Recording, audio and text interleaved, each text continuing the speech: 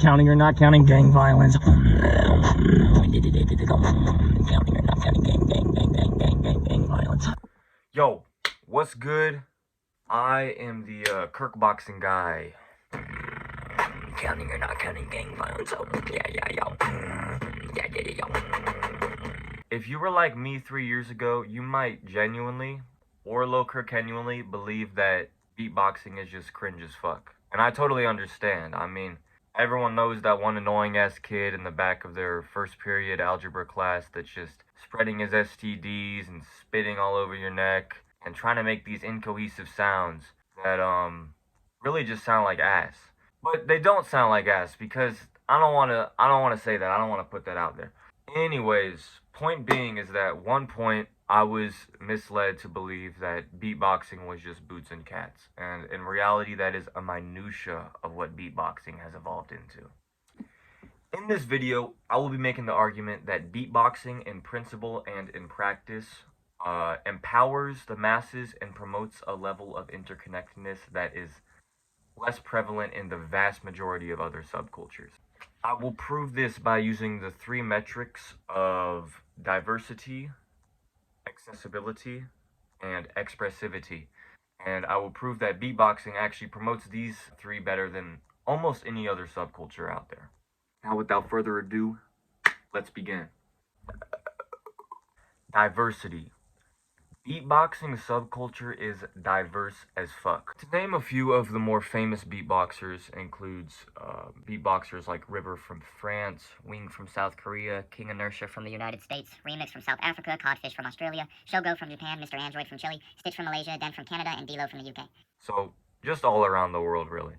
So all of these countries come together to battle it out at GBB, which stands for Grand Beatbox Battle. Yes, it is as nerdy and niche as it sounds. It's kind of like the Olympics, except this happens once a year instead of like every 4 or every 2, and it's much more of like friendly competition and much less like chauvinism and like weird politics, nationalist pride. It's just a place for people to chill and beatbox, really. There's friendly competition, there's a cash prize, but it's still all in good fun. More important than friendly competition is that GBB facilitates newfound connections, collaborations, and a subculture that ultimately promotes diversity more so than really any other subculture. And some of the most famous, quote unquote, because it's kind of an oxymoron to say famous beatboxer.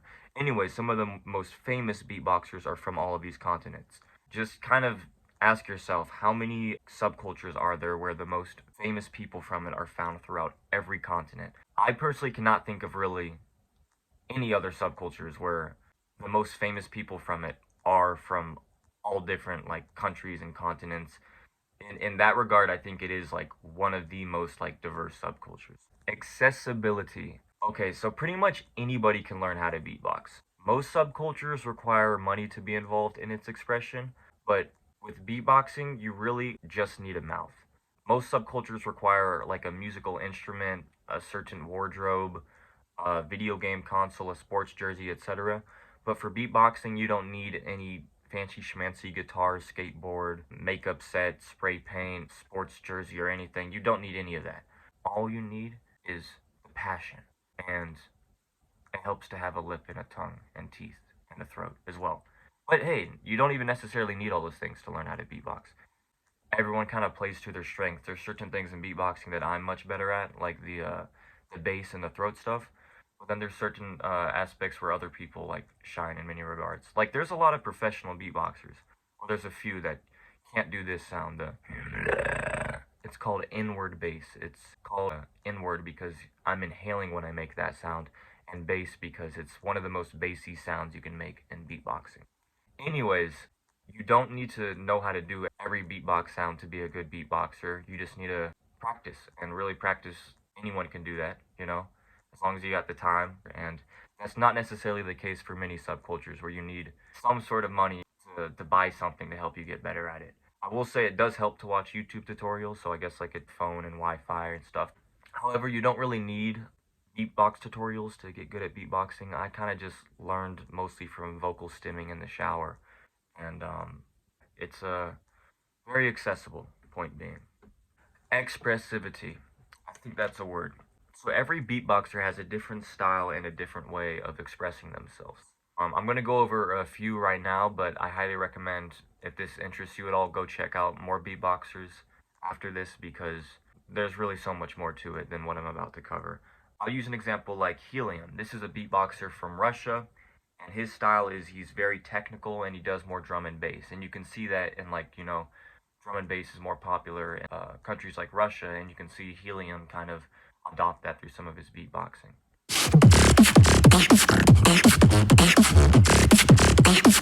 Another example is River from France. I love River so much. His beatboxing is so good and it's so musical. He's really focusing on trying to make like a song that you can connect with. It's so impressive.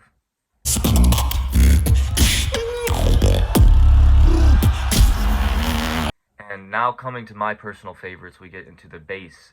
And my favorite beatboxer of all time is this guy named King Inertia. And he's actually the person that inspired me to get into beatboxing. And he really has a background in like listening to trap music and gospel music, and you can clearly see that reflected in his beatboxing. Degrees below me, I do drop Another beatboxer I really look up to is Remix. He also does this kind of bass trap thing, but what I really like about Remix specifically is he kind of has a bit of like a trolling content style on YouTube, and I really resonate with that trolling aspect.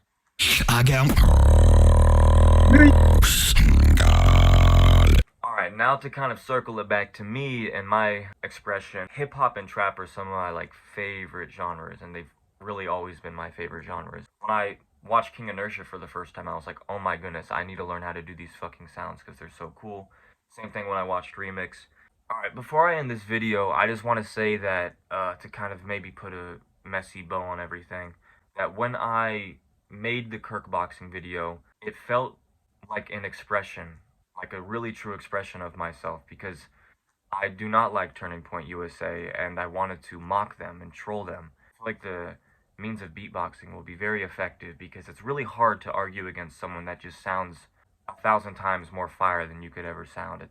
You just can't argue against the beatboxing. Maybe that's tooting my own horn too much, but these people, TPUSA, they deserve to be mocked because of their bigoted ideologies, because they promote ideologies that are racist, homophobic, and sexist. And I mocked Charlie Kirk's last words because I really just wanted to show that these people deserve to be mocked. They don't deserve to be taken seriously. They aren't worthy of, like, our time, you know? Anyways, I'm just trying to say, like, you can agree with that or disagree with that. I'm just saying that I think beatboxing as a medium is a very powerful tool. All I'm going to say is that I wielded it to express myself in a way that I feel is very authentic to me. If you want to find something that has a great community behind it, it's very accessible, and it's something that will always be there for you, I highly recommend Beatbox. Plus, the expression part is huge. It's a great way of expressing oneself. With that said, thank you for watching this video. Please subscribe and like or whatever, comment if you want to see more content like this. Alright, anyways, peace.